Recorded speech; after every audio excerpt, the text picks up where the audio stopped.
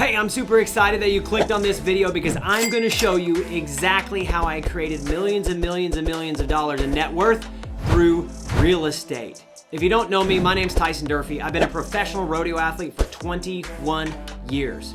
I also have been an entrepreneur. I've been a real estate investor. I've been one of those people who grew up absolutely broke and knew that he had to create the future that he wanted. And so that's why I've decided I'm gonna come out with this video teaching everybody exactly how I created my real estate portfolio of ranches here in Central Texas. But before I get to going with that, I want you to stay hooked with me because at the end of this video, I'm gonna give you some massive tips at something that you can do to create millions of dollars worth of net worth in real estate and a couple of things you don't want to do.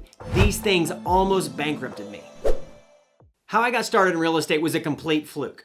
I mean, I heard the old men at the coffee shop talking about real estate, or if you wanted to be wealthy or do anything amazing that you needed to own real estate. And my mom had bought me a book. It's called Rich Dad, Poor Dad. And I absolutely fell in love with it. I was a sophomore in high school at that point, and believe it or not, I could barely read. I probably read at like a second or third grade level, and reading the book Rich Dad, Poor Dad really allowed me to fall in love with reading. So I dissected the book. I went through every single line and I applied everything that I could do. And there was a mention of real estate in that book. So I was like, all right, I want to get rid of liabilities. I want to buy assets, and that will easily make me a millionaire. So I read Rich Dad, Poor Dad. Then I read Cash Flow Quadrants. Then I read Rich Dad's Guide to Investing. Then I read Loopholes of the Rich. And then I read Rich Dad's Guide to Investing in Real Estate by a guy named Dolph DeRoos. And that's really the book that got me into real estate. I thought to myself at this point, I'm probably 16, almost 17. I'm like, all right, I come from nothing, grew up in a small farm in the Midwest. Nobody in my family is financially secure, financially free. Nobody in my family are business people that are gonna teach me how to do it. So I've just gotta go out and do it myself. Well, I remember in these books talking about buying assets, getting rid of liabilities. So I'm like, all right, the light bulb goes off. And in that moment, I'm like, I just need to buy rental properties. So at that moment, I'm like, okay, how do you buy real estate? Listen, guys, I didn't know anything. There wasn't the internet, there wasn't YouTube, there was just books and people that I could meet around that owned it. So what I did was I started just like driving around areas with my older brother, looking at houses, looking at abandoned houses, looking at 1 or 2 acre properties. And back then, guys, these things were super cheap. I grew up in the Midwest, very much a working class group of individuals. These houses were not hundreds of thousands of dollars. These houses were like $7,000, $8,000, $10,000. They were pretty much trash. And my brother and I were like, well, what are we gonna do? We could call some realtors. So I decided on my own to pick up the phone. I was like, I'm just gonna call some realtors. And I'm like, hey, would you show me this house? And always the first question was like, how old are you? I'm like, I'm 16. Guess what happened? I got click after click after click. All the realtors I called, they would not show me any houses. I mean, I don't blame them. I'm just a 16 or 17-year-old kid at this point. So from that point, I'm driving around, I'm looking at these houses. I don't need a realtor to show me the house. I'm just gonna start breaking into it. So I break into my first house. I look around, it smells disgusting like cats and dogs. And trust me, guys, these houses were not real high-end homes. Nobody was living in them. Very common to find needles or crack pipes or drug paraphernalia in these houses, so it was really disgusting. So I thought to myself, man, I would love to be able to buy these houses, clean them up, repaint them, redo the work, and then reflip them. You see, the problem was I didn't know what I was doing at the time. So I spent from 16, 17, 18 years old, like researching, really doing the groundwork that allowed me to buy my first property at age 19. Now, I had found out between 16 and 19 that there was a lot of these low-income houses in the area that didn't have owners, and banks wanted to get rid of them. Well, I was like, what if I find one that nobody wants, and then I just buy it from the bank? That's how I bought my first property. I bought a house for $17,000 from a bank that nobody wanted. I think the interest back then was like 9 or 10%. So it was pretty expensive because I was a young guy, ultra high risk. They got it off the balance sheet of the bank. I then took everything I had and I put it into that property. And I remember working on this property one day. I ran out of money. I had the roof stripped off the house with no roof on it, and I had no money. So I'm like, I guess I'm just gonna have to put this roof back on myself. It's a 2-story home, like built in the 1890s. It had been converted into a duplex. I gave $17,000 for it, and I'm up on top of the roof of the house with a rope, like a lasso that you would rope and rodeo with. I had put my feet up against the gutters. I'm on the roof, and I had put my lasso around this sheet of plywood, and I'm dragging the plywood up to me on the roof. It's a sheet of 3/4 inch OSB, so it's pretty heavy plywood, especially if you're on a 10-12 pitch, 24 feet in the air. I'm definitely afraid of heights, by the way. And so I'm dragging this piece of plywood all the way up to the roof. I get it up there, I hoik it up on my shoulder, and I'm carrying it across, and I'm walking along the little ledge there because it's a long ways down, and the wind gust catches me and almost throws me off the roof. And I realized in that one moment, it clicked to me. Tyson, you can't do everything yourself. If you want to invest in real estate, if you want to make millions of dollars, if you want to be somebody who grows, you can't do everything yourself. If you're a do-it-yourselfer, that's okay. But if you ever want to become a multi-millionaire and have systems and processes and people underneath you, you can't do everything yourself. So that next weekend, I went to a rodeo. I won like $4,000 at the rodeo. I then hired a roofing crew to come back, finish up the roof. We got it done. I exited that deal and I made zero money. Like zero. Can you imagine? I worked almost a year on this thing, made zero money. I didn't know anything about renting anything. So my first real estate deal was a big fat zero. My next one, I bought a house on like 2 or 3 acres. It didn't have the money, so I partnered with a realtor in the area, and she put up 15 grand, I put up 15 grand. We bought it for 30 grand. I had it for like 3 or 4 months. I sold it and I made 15,000. I put it in my pocket. The crazy thing about that deal was she then sold it a year later and she made 60 grand on the deal. So that taught me another thing. Know when to exit. Don't always be in such a hurry to make 10 grand or 20 grand. Back then I was dirt poor, so I was like 10 grand, 15 grand, like whatever, just give it to me. I'll make the money and go on. The first 7 or 8 years of my investing lifestyle in real estate was always investing in low income things that made a little bit of profit, if any. I did a lot of deals that didn't make a lot of money. And again, I was investing in the Midwest, in a lower income area. And think this to yourself, how can you ever invest in low income areas and expect to make a lot of money when you sell? Low income areas are mostly known for rental incomes that are high, but property values that are low. And I just decided I didn't want to deal with it anymore.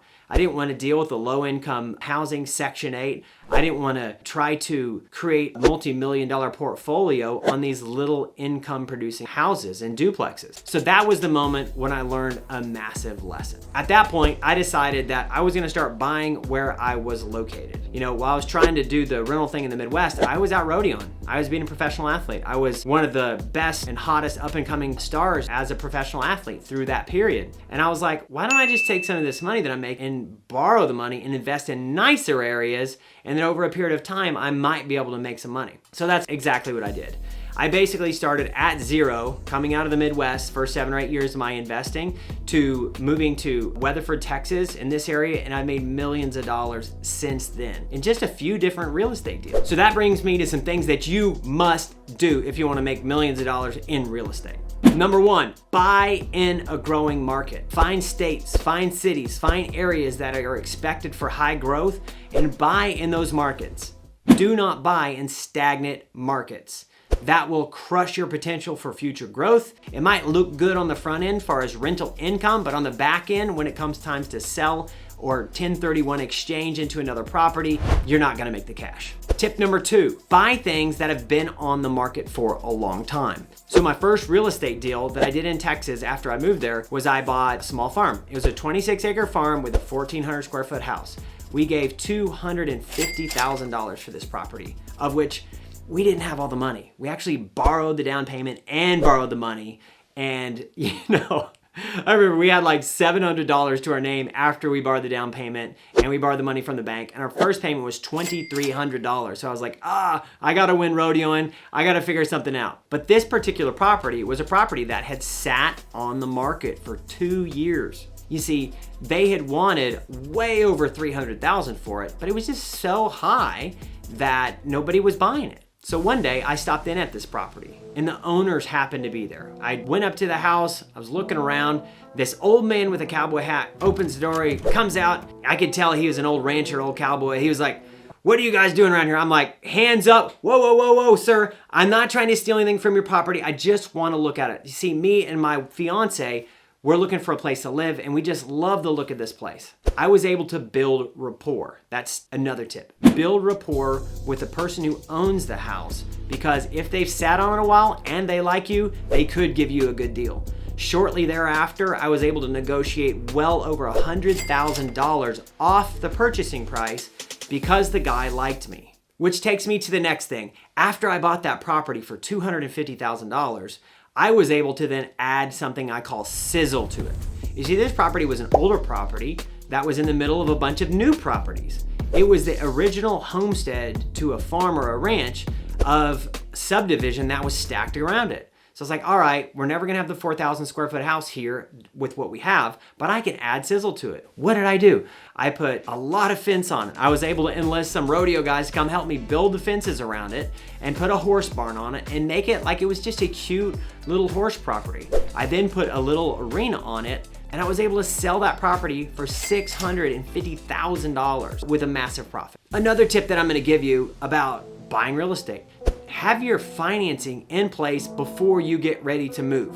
When it comes to negotiation period, if your financing is in place, you'll be able to move much quicker than the competition. And then you can also use that as a negotiation tactic. For example, on this ranch that I had bought for $250,000, I told the guys like, "Hey, I'll give you $250 for it. This is what I can pay." They agreed to it, but they were kind of like him hawing around. I was like, "Hey, I'll have your money in 30 days. Don't worry about that. I'll get it done." What I didn't realize was that it takes time to get pre-qualified for a loan. I ended up actually having to finance the place one way and then changing the paperwork to a different type of financing later on. But if you have your financing in order and can move quickly, sometimes people are just done. Sometimes people are just tired and they want to move on. That's what happened with this property. We were able to get it at $250, sell it at $650, put some money into it, mostly the thing called sweat equity. And that's what I did with all of the other places that I bought. I was able to buy numerous other properties in the area, whether they be close to high traffic locations. I always look for things that, number one, had sat on the market for quite a while. Number two, I look for things that nobody would buy. And I would ask myself this one question: why hasn't somebody bought this? And if I ask that question and then I could shift it up and change it up and make it to where somebody would love it, then I was able to add this sizzle to the property after I owned it. And then that led me to how I could market and sell. Every property that I've bought, with the exception of one, I have sold myself. The truth is, I had at this point enough social media following and enough people out there, I could just put a property on Facebook and sell it. So think about your Facebook. Before you go sell with the realtor, before you list your property, just throw it on Facebook. There's tons of places to sell at online. Now, there's nothing wrong with a great realtor, but just make sure that if you hire a realtor, it's somebody that's gonna push, promote, and sell, not just list and wait for somebody to come buy. And now to the number one thing that I did that almost bankrupted me at the time. So this is going all the way back 2010, 2011. I had met this individual in Canada, a place where I was rodeoing and competing a bunch, and she seemed like a really amazing lady, somebody that I could look up to, somebody that I could trust. And she would show me houses and she would show me real estate, and she said, "Hey Tyson, I've got a really screaming deal for you, but we got to do it fast." You see, I was young, I was dumb. I didn't understand that if somebody pressures you into doing something quickly, that they're probably trying to steal from you or they're trying to cheat you. Never do a deal if somebody pressures you into doing it quickly. So she takes me to this high-rise condominium. It was like on a Sunday. I just got done competing at the Calgary Stampede. I won $27,500 at the Calgary Stampede that year. And guess what? I went and looked at this property. It looked amazing. There was nobody there. She just walked in and she showed me around and said, "This is where your place is gonna be. This is how it's gonna be done. Go ahead and give me a check for $27,500 now, and then we'll get the paperwork done later." You see, I had bought in a lot of properties, but I thought I could trust this person. So guess what I did? I gave this lady a check for $27,500, and it was a fake fraud Ponzi scheme. She stole that money from me. I thought we were friends. and she stole it. And it hit me like a ton of bricks. After that, I really locked down. I didn't trust anybody. It was difficult for me to be in real estate for a while because at that point, I only had like 5 grand left to my name after I gave her all of this money to invest in something I thought was gonna bring me a future. So this mistake crushed me. It freaking crushed me. I thought, the world's gonna end. Am I ever gonna make it? And the truth of that is, the number one thing I could tell you is always close with a reputable title company and have title insurance. Don't ever let somebody just say, hey, let's do a quick claim deed. Just give me a check, give me the money really fast. Don't do that. Always close with a title company, have title insurance, do your background research, and buy in areas that are high growth. My friends, this little system is how I've grown my real estate portfolio to over $4 million with very, very, very little financed. The truth is, you can do the same. I'm just a simple country boy from the Midwest who became a rodeo athlete and wanted to be successful, wanted to win, and the power of the mind is infinite. If you believe that you have what it takes, if you believe that you're a winner, you will go achieve, you will go win. The key is you need to believe it. But follow some of these tips, follow some of these little strategies I put in here because these are the things that allowed me to grow my real estate portfolio to make millions of dollars. If you thought this was good, do me a favor, like and subscribe to my channel and leave a comment. I read every single comment that comes in. I'm excited to engage with you. If you have a question, if I can help you with anything, ask in the comment section because I will get back to you. I hope you're doing awesome. Take care. We'll talk soon.